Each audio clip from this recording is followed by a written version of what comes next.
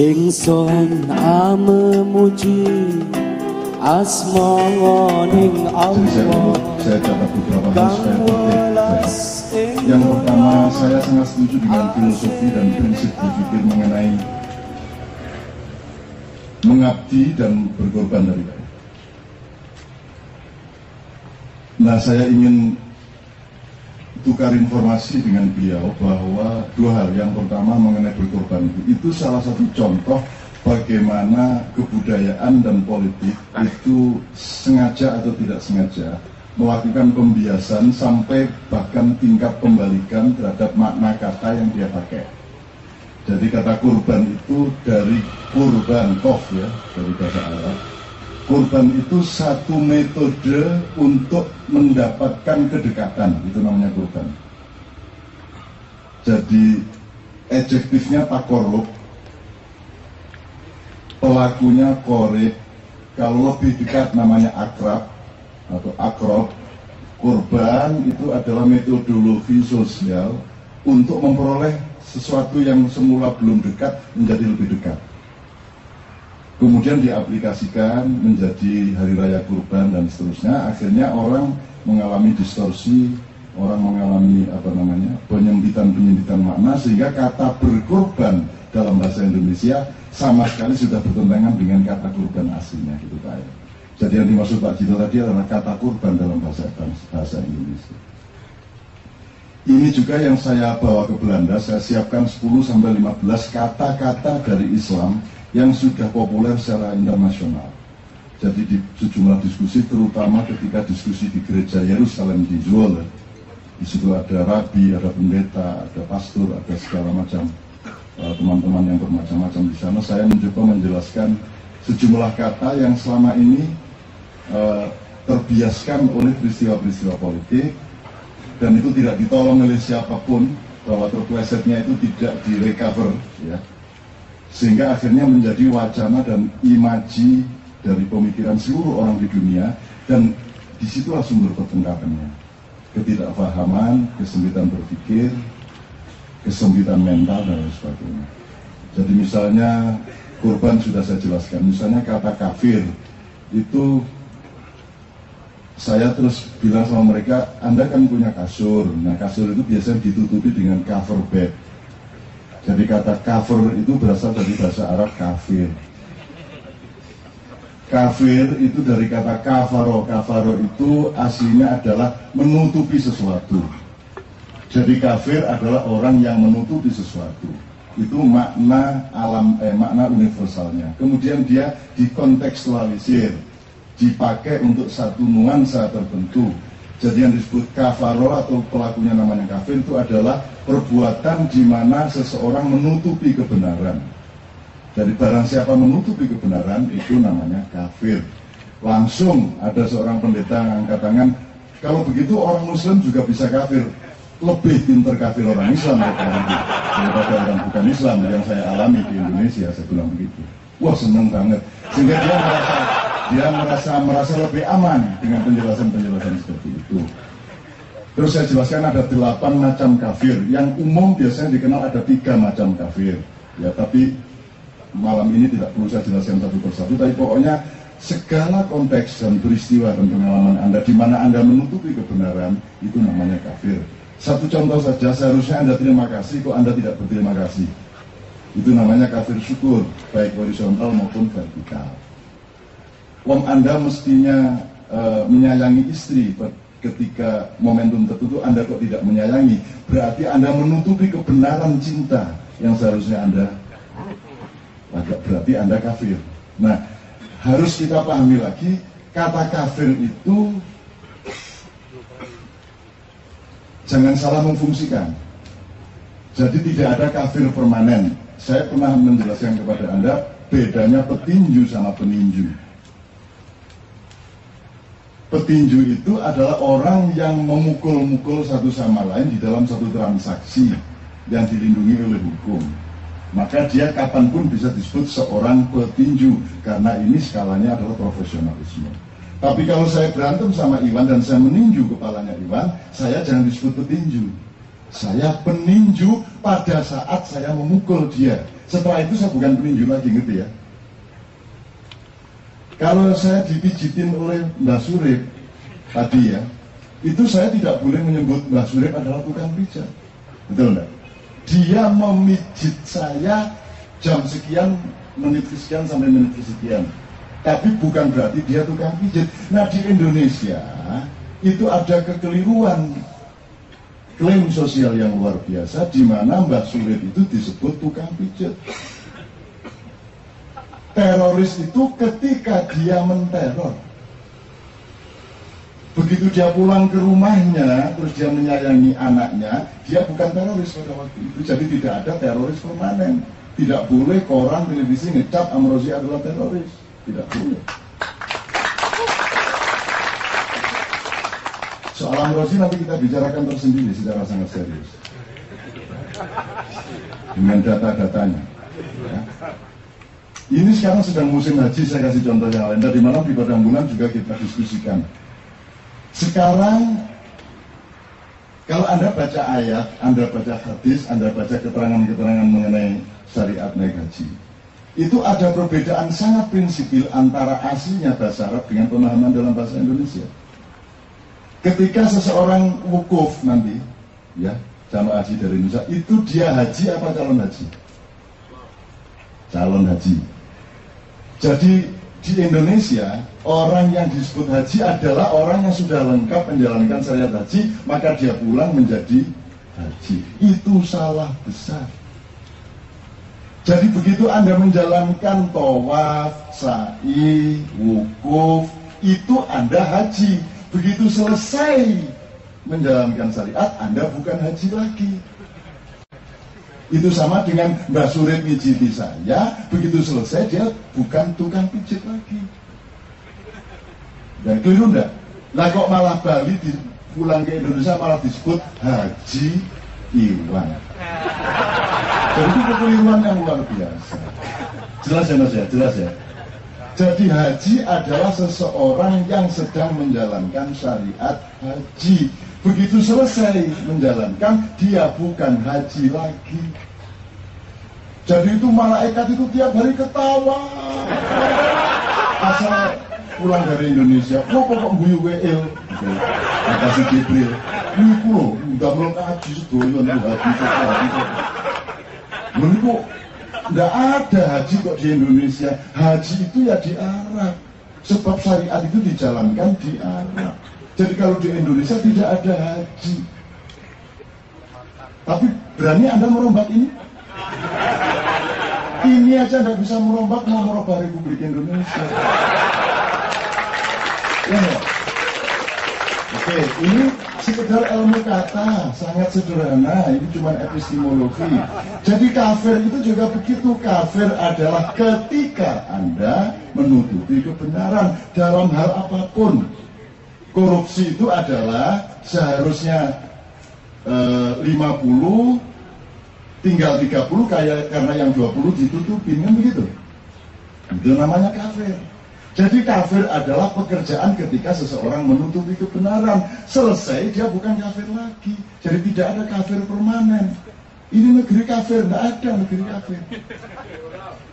Jelas ya? Ini pemahaman bahasa Arab dan bahasa Al-Quran, bukan pendapat saya. Gitu ya. Nah terus soal kafir saya jelasin, mereka jadi tenang. Wah kalau gitu saya sangat jarang loh kok kafir, kata seorang pendeta. Lah ini ya sampean ini arang kafir sampean. Nek kepengin ndolek wong kafir sak embrek ya sampean melu aku mulai ya. Kofar kafir. Karwo menang melawan Khofifah itu andaikan bisa diselidiki, Anda bisa menemukan kekafirannya, kekufurannya berapa macam. Bagaimana cara menutupi suara di Bangkalan dan lain sebagainya.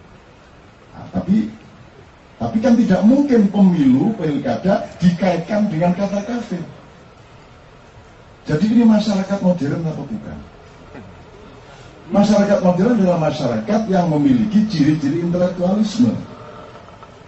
Sehingga dia tidak punya kesembronoan untuk mengklaim sesuatu secara non-akademis. Kan begitu. Nah sekarang yang terjadi pada kita adalah masyarakat yang non akademis, non ilmiah, masyarakat yang bondonya asumsi. Asumsi, talk show di televisi itu isinya asumsi. Abu Jibril mengatakan ini hadis palsu. Terus nanti si Guntur mengatakan kalau gitu kamu ingkar sunnah, lain lagi. Jadi begitu gampang orang melakukan kekufuran. Jadi orang-orang yang sering menuding kafir, menuding Anda kafir itu sebenarnya sedang melakukan atau sedang menjadi kafir yang luar biasa. Gitu loh. Ya untungnya saya kalau ngomong lucu, jadi kadang-kadang kalau saya bicara sama orang yang sebenarnya bermain dengan saya, mereka itu mau marah nggak bisa karena terlanjur ketawa. Karena tertawa itu tidak berasal dari sini, Mas. Itulah kekuatan musik. Begitu masuk telinga, langsung masuk hati, keluar lagi di mulut. Itu mekanisme psikologis. Tapi kalau mekanisme ilmiah, itu dari telinga ke kepala dulu, baru hearing dengan hati, baru ada keputusan. Nah, maka metode kebudayaan adalah metode utama di dalam menjalankan agama sebenarnya. Karena agama itu, ini agak serius ini ilmunya. Karena sekarang pelaku utama agama ada dua ya, satu ilmuwan, yang dua seniman. Terserah yang duluan yang mana. Yang pertama ilmuwan. Maka Anda tidak bisa tanpa ilmu. Allah selalu mempersyaratkan jangan perlakukan sesuatu bila ilmin. Jangan sampai melakukan sesuatu tanpa ilmu yang bisa dipertanggungjawabkan. Terhadap istri, terhadap aktivis atau aktivis terhadap yang lain dan seterusnya. Apapun saja jangan melakukan sesuatu tidak dengan ilmu. Nomor dua, seniman. Kesenian itu rohani, bukan materi. Kalau Anda melihat lukisan, ada lukisan yang harganya 1 miliar, ada 400 juta, 1 juta. Kalau dihitung modalnya kan cuma berapa? Kanvasnya berapa, catnya berapa? Maka yang terjual 1 miliar itu sama sekali bukan catnya, bukan warnanya, bukan kanvasnya, kan begitu. Yang terjual adalah pancaran rohani yang diwakili oleh juatan warna-warna itu. Jadi kesenian itu rohani. Nah, kalau kesenian tidak menyadari bahwa dia sedang melakukan pekerjaan rohani atau bahwa dia sesungguhnya adalah rohaniawan. Nah, di Indonesia kan kalau seniman tidak sama rohaniawan. Kalau rohaniawan itu yang suka khutbah kan gitu. Ya keliru. Wale.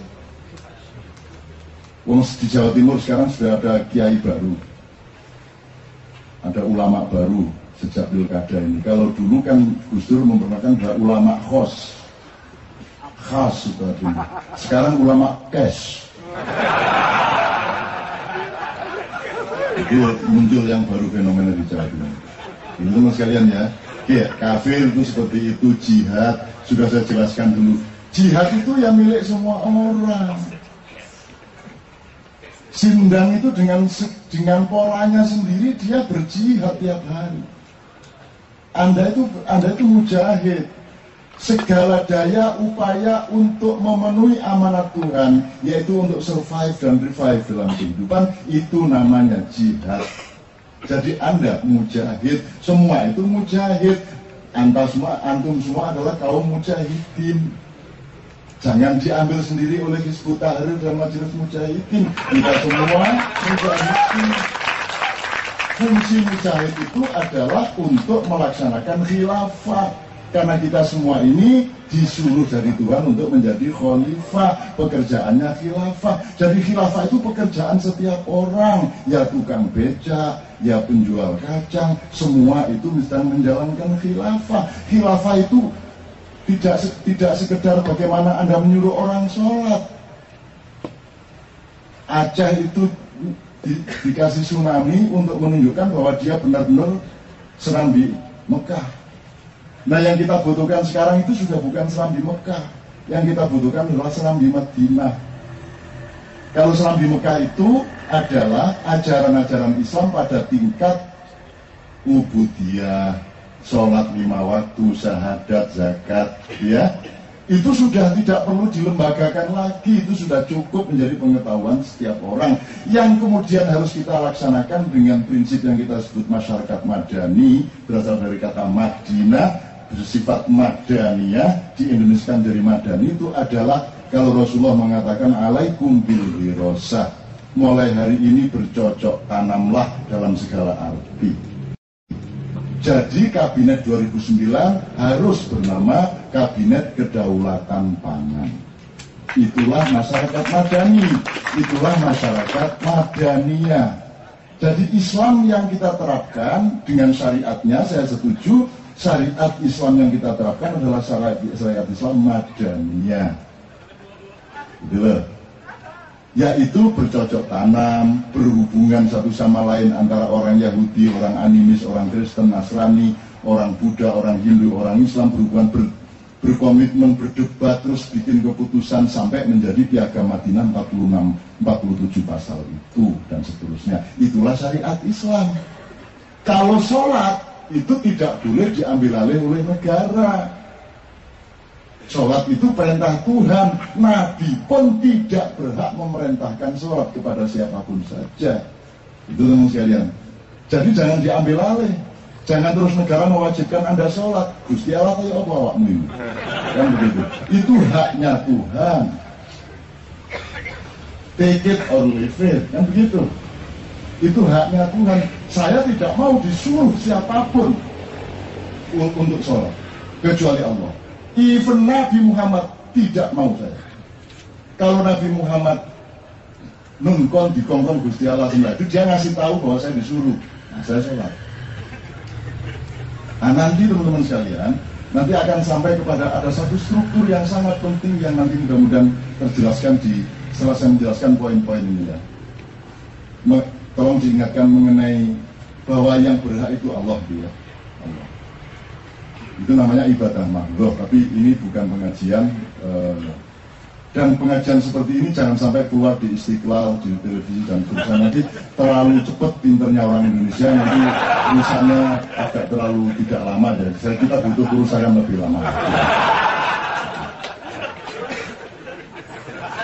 Jihad, ya jihad itu semua orang. Kalau seorang aktivis kayak Iwan, dia mujtahid. Dia mujahid, straight mujtahid, karena yang dia lakukan adalah jihad dalam aksentuasi intelektual yang namanya ijtihad. Tapi kalau Andre itu mujtahid tetapi dalam konteks spiritual, karena yang dia lakukan adalah jihad mujahadah, bukan jihad ijtihad. Ini mujahadah spiritual. Nah itu dia mujahadah.